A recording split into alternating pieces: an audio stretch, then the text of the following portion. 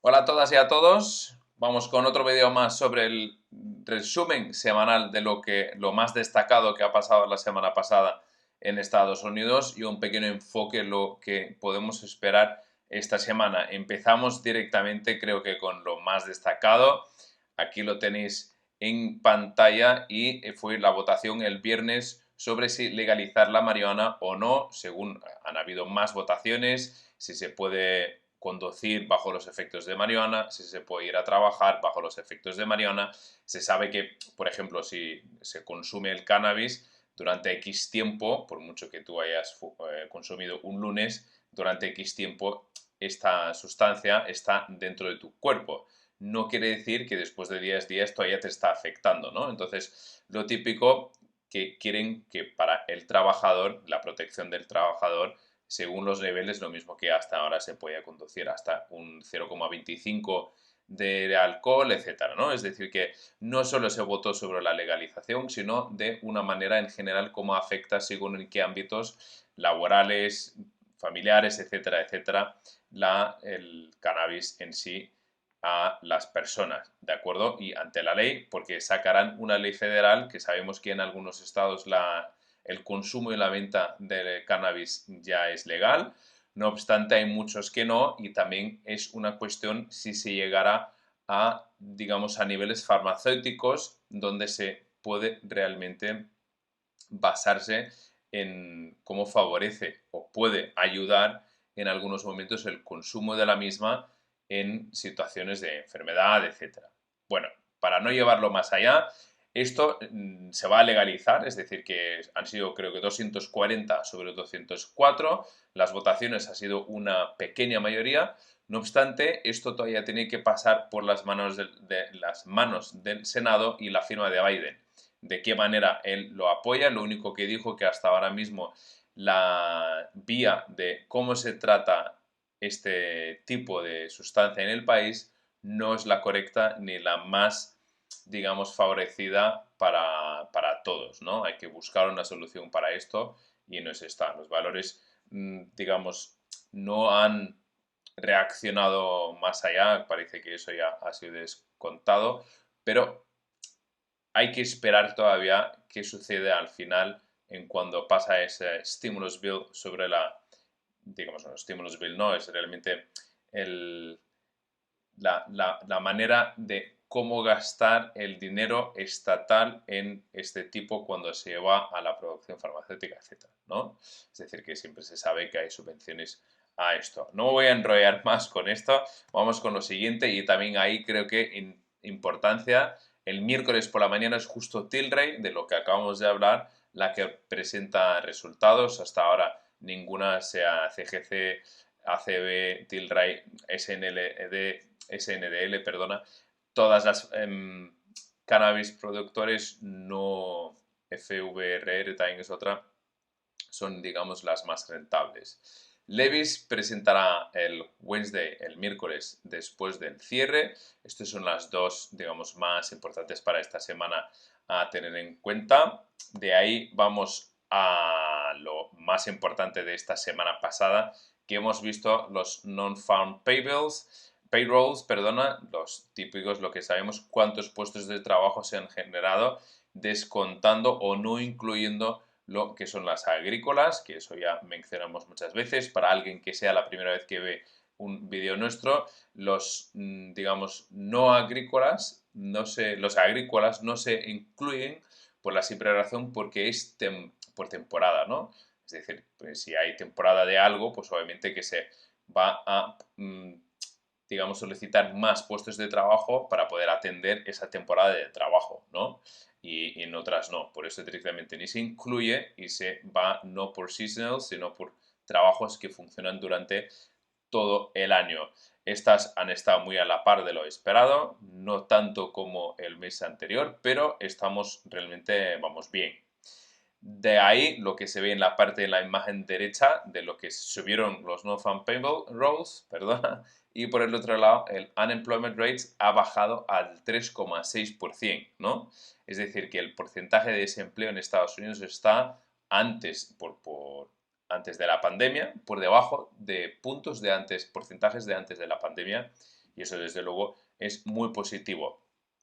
De ahí vamos a la University of Michigan, el Consumer Index, es decir, Consumer Confidence Index, es el índice que mide la confianza del consumidor, ¿no? La confianza del consumidor, dentro de esto hay unas reglas, es decir, que de aquí a 6 meses, cómo se ve, cómo puede atender a sus pagos, si se encuentra con trabajo, sin trabajo, etcétera, etcétera. Estamos en el peor reading, ¿no? La peor lectura desde 2011. No obstante, estamos por encima de lo que se había calculado previamente, porque esto también es obviamente lo que tenemos en cuenta, la inflación, la situación de los conflictos últimamente, pero sobre la inflación porque hay mucho margen en, digamos, en la cartera personal de cada familia donde tienen que hacer ajustes y esto obviamente se va a ver mermado la confianza de la situación a largo plazo. Y último, y también tener en cuenta esta semana, aparte de esta semana van a ver los jobless claims, pero esto ya como las últimas semanas están muy a la par, lo que sí que hace 3 días, el sábado, se presentaron los resultados de las ventas de Tesla y han sido muy fuertes, han llegado a cumplir realmente todas las expectativas, casi todas, y a tener en cuenta que pensamos que en China sus fábricas están cerradas. Hace unos días he visto también un vídeo de la nueva factory en Berlín, ¿no? Que entraron con un dron. Ha sido impresionante ver realmente por dentro de cómo funciona una fábrica así y cómo hoy en día alguien pueda manejar un dron así para ver realmente todo ha sido espectacular. Y Tesla en sí pues está cumpliendo y con creces y eso es muy positivo y esta semana tenemos que estar también pendientes de cómo salen los números de nuevas fabricaciones de coches porque tener en cuenta también que siempre cuando estamos viendo cosas así igual la mayoría de las personas que cuando tienen que renovar su vehículo no tocan lo que es un vehículo nuevo, sino un vehículo usado, debido a que ya en sí el precio, ya el margen del dinero, el precio se puede controlar más que atender un coche nuevo, debido a que estos precios están subiendo por la cuestión de aumento de costes en materiales, etcétera. ¿De acuerdo?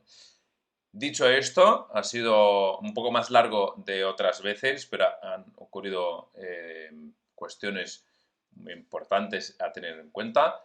Veis que ya poco estamos tocando el tema de Ucrania y Rusia, porque la bolsa, desde hace 14 días, que ya está realmente teniendo su repunte en V, al no ser que ahora mismo ha corregido unos puntos, en todos los gráficos diarios ya han cruzado al alza, es decir, que ya están otra vez cumpliendo método, lo que podemos ver que estamos otra vez en territorio positivo, bullish o como queréis llamarlo, ¿no? En un mercado alcista y el mercado tiene hambre de dinero, tiene que ir buscando cómo tapar estas pérdidas causado por la inflación y tiene hambre de dinero. Así que o sed de dinero, sed de sangre, llamadlo como queráis, pero debido a esto, pues poco le está haciendo el mercado caso al conflicto ruso-ucraniano y como veis que aquí estamos tocando siempre lo más importante destacado a tener en cuenta en los mercados de momento.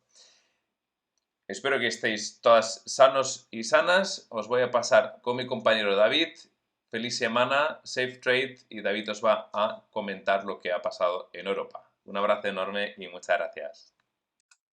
Hola, ¿qué tal estáis? Espero que fenomenal, que hayáis disfrutado del clipping semanal de las noticias del mercado americano que ha hecho mi compañero Moritz. Vamos ahora con el turno de los mercados europeos. Comenzamos el martes 29 de marzo con un dato solamente en Alemania, el índice GfK de clima de consumo, que era peor que lo esperado. ¿Qué indica este indicador?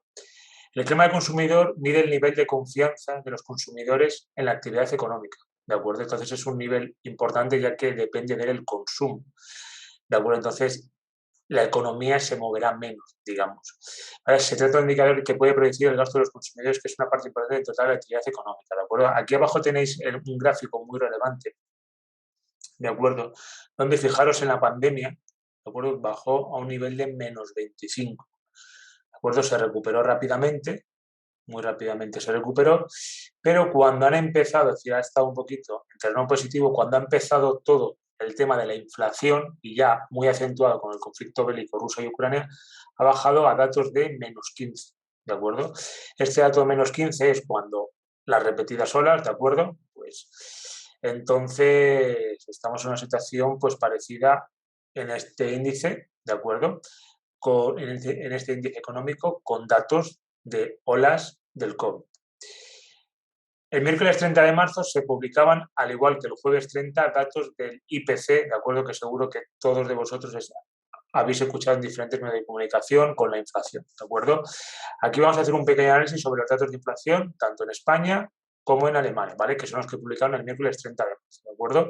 Aquí os he hecho un pequeño cálculo de lo esperado contra lo publicado. Veis que en España está cerca del 10%, es decir, son datos muy altos, y en Alemania el mensual, cuidado que el de España es el anual y el de Alemania es el mensual, el 2,5. En los gráficos, en el inferior izquierdo, que es el de España anual, fijaos que está en una barra que nunca se había visto, es decir, lo venimos comentando durante semanas anteriores, es decir, hasta niveles de 6, de 7, pero ya está al 10. Es decir, pero en el año 2008, que puede ser una auténtica exageración, estuvo en 4,5. Y estamos en niveles históricos. Y en Alemania, pues fijaros que pasa prácticamente lo mismo. Estamos en mensual 2,5, lo máximo que, como podéis ver en el gráfico, ha estado en el 1, ¿vale? En la parte positiva. Y la comparativa de los datos publicados en este día, tenemos España, el esperado contra un publicado, un 22,5% más frente a lo esperado y casi un 30% del dato anterior. Y en Alemania, la verdad que me ha sorprendido bastante, porque en Alemania el esperado era 1,6 y el publicado 2,5 el mensual, más un 56%, y del dato anterior al publicado casi un 180% más. El jueves 31 seguimos con datos del IPC, pero antes me gustaría comentar el Reino Unido, ¿de acuerdo?